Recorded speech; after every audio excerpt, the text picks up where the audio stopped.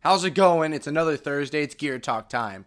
So I thought we'd take this time because I did with the Hammer of Dawn, and it seemed like it was a pretty good video. People wanted to talk about it a bit, especially with the Hammer of Dawn situation, how it's possibly going to be in Gears 5, whether it be campaign or story. So I figured, why not start a discussion series with the weapons? Let's go down and just talk about all the weapons, see what we can get through. This isn't going to be a weekly thing, because trust me, especially with Ascension coming up, actually, by this time it's out, go buy it. The Gears novels are always amazing. I'll be touching on lore and everything. The game's out in September, so when that comes out, I'm going to be really touching on that. So I just figured for now, just here and there, whenever I get a free moment, I'll just talk about some of the weapons. You know, like what I did with the Sarah discussion videos, which those will be coming back.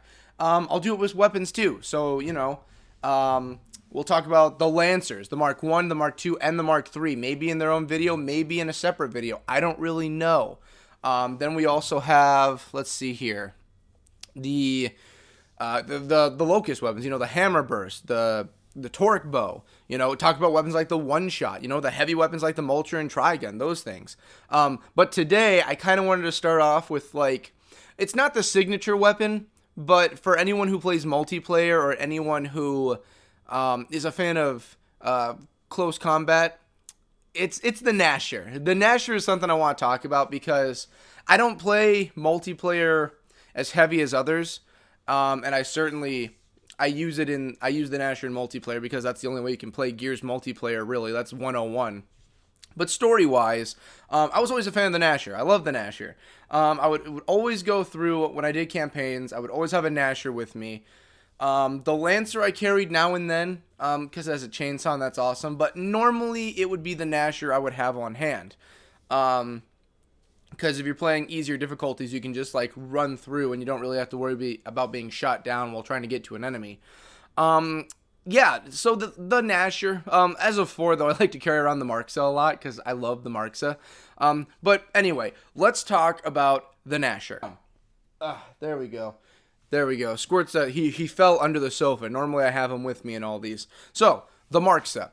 We'll start off just by talking about somewhat of its history, which surprisingly, I think I said Marksa. I meant Gnasher. If I said Marksa, I apologize. The Gnasher. So let's talk about it a bit and talk about its history. So, the Gnasher doesn't have a lot of history to it. Just its basic, where it came from, what it does, and that's really it for the Gnasher. It's probably one of the most simple weapons in all of Gears. And even in its lore, it talks about how simple of a weapon the Gnasher really is. So the Gnasher is a shotgun. It is pretty much the first shotgun we ever get to use in Gears. It is probably your stereotypical 12-gauge shotgun you get. And it does follow the video game trope, too, of the shotgun is extremely powerful. Like in Halo, you have their version of the shotgun, which is, their lore is like so powerful they had to discontinue making them. Then you also have Doom, where you have the double-barrel shotgun, you know, and how powerful that is and how much of a signature weapon that is in the Doom franchise. You have Left 4 Dead, you know, the auto shotgun and everything. Very powerful weapons. That's no different in Gears. Normally, if you're up close and personal to someone with the Gnasher, one shot and they're done. That is normally how it goes. Sometimes it takes 2, sometimes it's 1. But the Gnasher is the stereotypical shotgun. It will lay someone out in one shot. And I'm a huge fan of shotguns. I really am, because people may think, oh, just for the power. But no, it's more like the intricate, like each pellet, which the Gnasher has a 9-pellet shot per buckshot. Each pellet does its own amount of damage. And it's kind of the idea of quantity over quality, you could say. So, like, instead of just one bullet taking someone out, it's like multiple shells. That's how I prefer it, you know. Quantity over quality. Yeah, that's it. Quantity over quality is how I prefer my weapons. Like, I'd rather have something that lays out a ton of damage, a ton of shots, but little damage, like the Enforcer. I like the Enforcer. I enjoy it. But anyway, back to the Gnasher. The Gnasher itself is a very close quarters weapon. It has somewhat of a range to it. A medium range, but that's just for damage-wise. You're not going to do a lot of damage from a medium range. The best you're going to do is probably just slowly bleed out their health bar. And when it comes to multiplayer, normally the health bar will regenerate some. So if you don't stay on it, it's not going to do anything, especially since there's not a lot of ammo that comes with a Gnasher unless you're really stocking up with it. And it's different in campaign, because in campaign, when it comes to the Gnasher and you harm enemies, the enemies keep their damage. So they're not like healing up or anything. You hurt them, they're going to keep the damage, but the Gnasher's not an effective long-range weapon or even medium range. It's made to be a close quarters weapon. That's what it's made to do. It's a shotgun. Now, the Gnasher was made by the Coalition, the COG. They made it.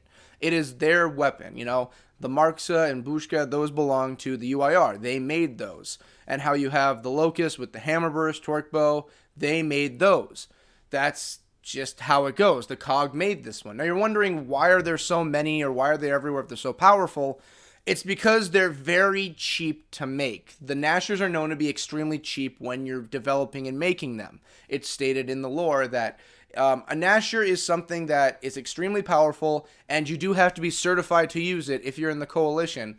But it's not that hard to make, because again, they're shooting out pellets. And if you wonder how a shotgun works, you normally have the buckshot, which is like yay big, and inside of it is just a bunch of pellets. When it's shot off, those are what go off. Pellets aren't that hard to make at all, especially when it comes to Gears of War, when like metal and all that and manufacturing, especially after the history they've had, the Golden Age, and how everything's driven by war, you know, they're pumping those out constantly. And it's a fairly easy weapon to use too. It's a lever action shotgun that you reload and pull the trigger, it fires, boom. That's all you really have to do. There's not really too much difference that comes into play when you have a Gnasher throughout the games itself. The only difference is, I believe I heard there was an inconsistency between 2 and 3 with their height. But other than that, when you go into Gears 4, there is a bit of a difference. You see, you have the normal Gnasher, but now you have somewhat of a pseudo ammo belt that's clipped onto the Gnasher. So you don't have to just be carrying it on your side. You can actually just pull the shells off and stick them in, and there you go. It's the attachment that just comes with now. As for how the Gnasher itself has affected people in the lore, there's not really a moment where the Gnasher plays a major role, except for one moment, and that was the ending of Ty's life. It is very heavily stated that a Gnasher is strong enough that when pulled, it can easily kill a man close range, whether it be yourself, anything. That's probably why you have to be certified, especially since, like, if you shoot that buckshot off, like, let's say it accidentally misfires on your side or your back or something, it's going to cause extreme amounts of damage. It's not just like, oh, I've been hit and it's just like torn my side to shreds where it's like I need a medic. No, it's going to blast a hole or blow limbs off of you. I'm guessing that's why you need the certification to use the Gnasher, because you need to probably be trained, like, here's how you carry it, here's how you keep it from firing. I'm guessing it has a safety, but with how long war's been going on in this world, maybe the safety's just been taken away. But that's the thing, like, the certified people who are able to use it, because not every gear can use it. A Lancer is something that you are given in the Gears of War universe. You give it as your basic firearm. That's what you're using. The Gnasher is kind of the same way, but you need the certification for it. And you may be asking, well, why later on does everyone have a Gnasher? That's because the Coalition of Order Government's rules, as of like a couple years into the Locust War, those were thrown out the window. Like the rule to not be carrying enemy weaponry, that was kind of thrown out later on. The rule of kind of like the structuring of how weapons are given and distributed, that was kind of thrown out because it was an act you needed to survive at that point. That's why like everyone was picking up other weapons, using what you could. It was survival at that point. Yes, they were trying to win the war, but you also have to be alive to win the war. And if you're out of ammo and a hammer burst is there, you're probably going to use the hammer burst. And I really like how they explain that kind of rule in Judgment when Baird says, I know it's against orders, but we didn't have a choice. So that's kind of why everyone ends up with one at one point, or that's like the basic loadout that like a soldier will have. Your Gnasher, your Lancer, Gnasher, and your Snup. and grenades too. That's your basic loadout as a gear. It's not just like, oh, here you go, you will go through certification, you'll get this later. No, that was all thrown out the window later on.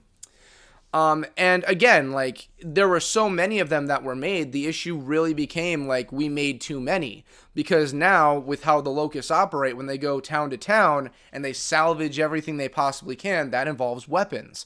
So, at one point, they salvaged a shitload of Gnashers. Not only them, but because of the Lambency issue, the Lambent then got it. With how the Stranded were, when they salvaged, they ended up getting them. It just ended up as, like, we made too many of these. They were too efficient and too many to the point where everyone had them, even the people we did not. So that's why you see Grenadiers all the time carrying around Gnashers. It's because of the salvaging operations that happened. They got their hands on one, and since they were so easy to make and ammo wasn't an issue at the time, they were able to just use them as the coalition would. And it really became a problem. Like, yeah, it was a serious problem when the Gnashers became too useful, you could say. So, yeah, that's pretty much everything about the the Gnasher. The Lancer will be coming up, I promise. But, yeah, I figured I'd start a weapon discussion series. I wanted to start off with something pretty basic but well-known. I wanted to do the Lancer, but the Lancer has a decent amount of lore behind it. There's actually a reason the Lancer is as it is, and how it's evolved into the Mark III that there currently is. And also the newest variant that's like the grenade launcher that is not the Mark III. I'll get into that one a ways down the road. But yeah, I wanted to start off with that because there's not a lot of lore around the Gnasher because it's just so commonplace in the Gears of War universe. You know, it's the basic loadout option just for playing the game. And lore-wise, everyone really does carry around a Gnasher. That's not even a joke. Like, it's to the point where, like, when they first meet Ty, Marcus is like, here, I got a Gnasher, take this, you know, because he was using his Lancer at the time. So, yeah, the only major thing that happened was the situation with Ty, and that wasn't the Gnasher playing a major horrible part in it.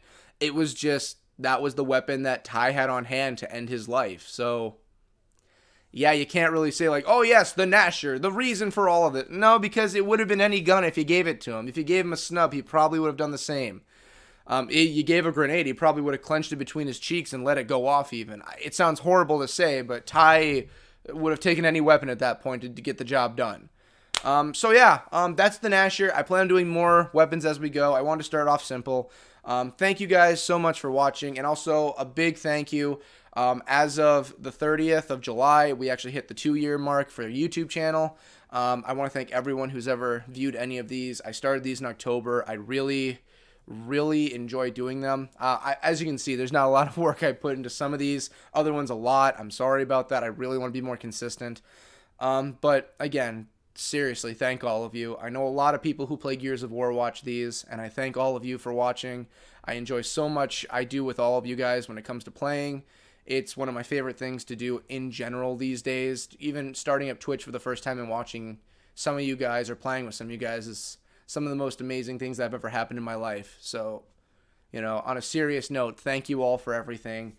And now back to finishing the video. Like, comment, subscribe, follow us, do all that fun stuff. I'll be having more videos coming out. We're so close to getting to Gears 5 finally. It's not just waiting a year and a half. It's waiting just like a month and some change now. So you guys have a great one. I don't know what video is going to be next, but who knows? Maybe I'll do a video on like the pseudo Delta members. Maybe I'll make a video about the comics. Maybe I'll make a video about Ascension if I get to reading it on time. I don't know. You guys have a great one. See you next time.